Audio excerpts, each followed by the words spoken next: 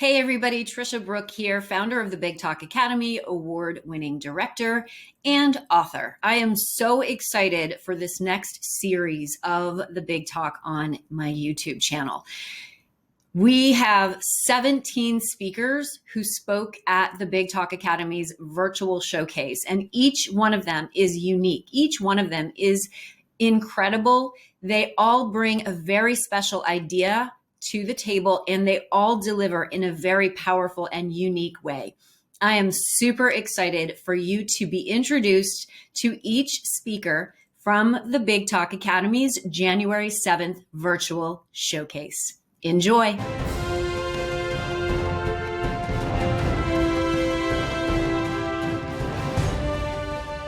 Deni Van is a hypnotist and transformational mentor, helping individuals accelerate their personal, professional, and spiritual growth. She is the CEO of Heartfelt Awakening Media Publishing books, meditations, and courses, and is the owner of Sycamore Hypnosis in Illinois, providing one-on-one custom programs locally, in person, and internationally online. Let's welcome Deni Van. Treating inner space like a vital nutrient nourishes our well-being. A diagnosis of malignant melanoma was not the gift I expected to receive on my 35th birthday. Later that day, I was meeting with a friend who happens to be deaf.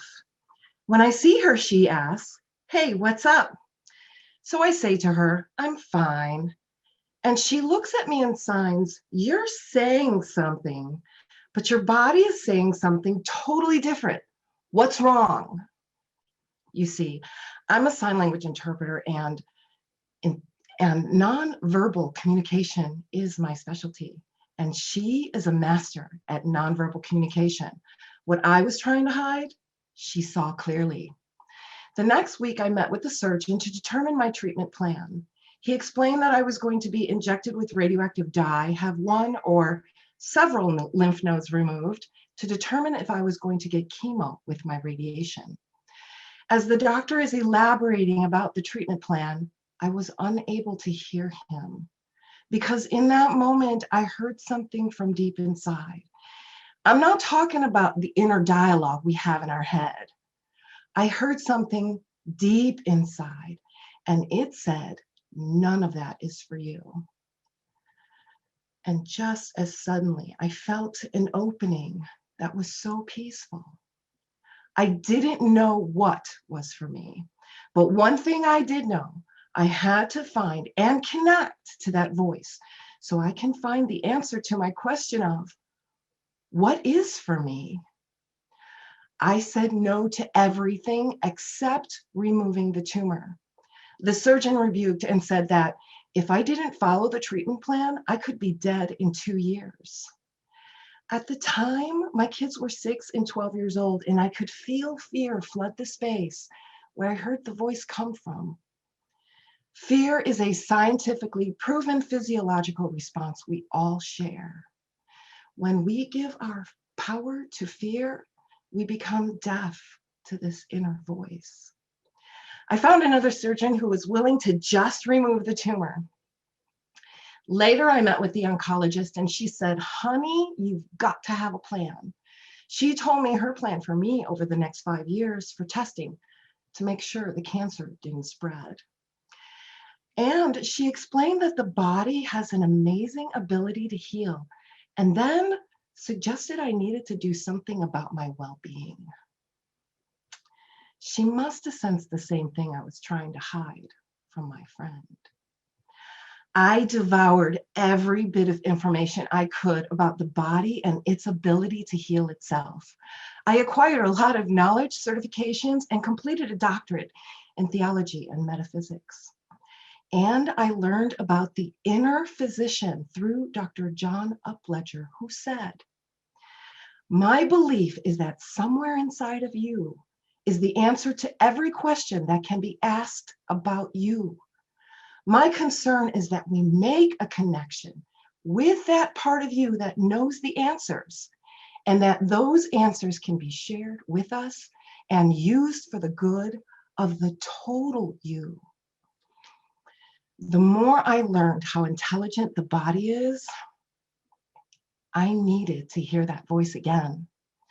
I had my visit with the oncologist in my 3rd year, and she mentioned that all the tests came back negative and added, this type of cancer tends to come back within 5 years. I felt something viscerally in my body. The surgeon said I would be dead in 2 years if I refused treatment 3 years ago. And now my oncologist is saying people with my type of cancer get it again within 5 years. These well-meaning doctors were injecting negative outcomes and predictions into my mind. I rejected these ideas immediately. I had become aware when negative thoughts were being planted in my mind. What I discovered was the power of awareness, discernment, and choice.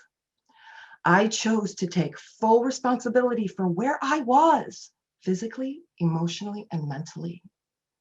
Forgive myself for the choices I made, some maybe not in my best interest. I became obsessed with communicating with this intelligence. I learned what it was that kept me from this inner space.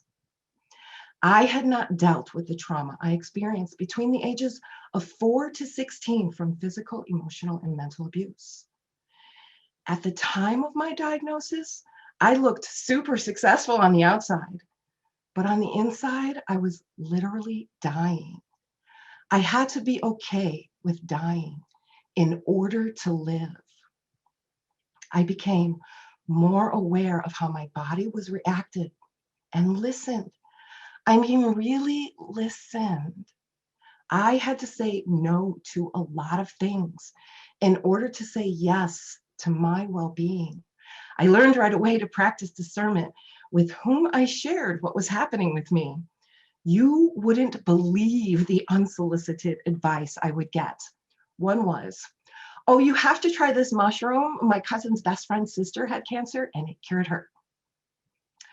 Or my favorite, you have to start doing coffee enemas 5 times a day. It will cure your cancer. At first, I could feel my body react and it would muddy up this inner space I was trying to create. I made the choice to only discuss what was happening with my wellness team.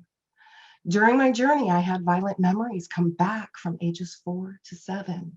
Fear would fill this space I worked so hard to create. My first reaction was to suppress. Instead, I had to come to terms with it because I knew it was still in my body. The memory is here now. I had to look at it, choosing to release it by keeping all of the wisdom, learnings, and understandings from the experience and letting go of the rest. This is forgiveness, and it created more precious inner space. I believe that by deliberately treating this inner space like a vital nutrient is what saved my life. Connecting to this quiet, unlimited awareness creates a joyful inner experience that spills over into our outer experiences with each other in sometimes unexpected, positive ways. And here's the thing, you don't have to receive a diagnosis of cancer to start treating your inner space like a vital nutrient. When we nourish this inner space, no matter what outcome one is facing, we get through it with more peace of mind. This year, 2021, I will be celebrating 20 years since my 35th birthday and recognizing the gift I received. Thank you so much for tuning in to the Big Talk Academy's virtual showcase supporting these incredible speakers. If you have the desire to speak on my virtual stage, go to thebigtalkacademy.com for more information. This is a 12-week certification speaker training program that is going to give you everything that you need to have the global impact you desire. And if you haven't already subscribed, go ahead and subscribe, hit that notification bell so that you get access to all of our latest episodes. I love having you here, and I always respond to the comments. Big love.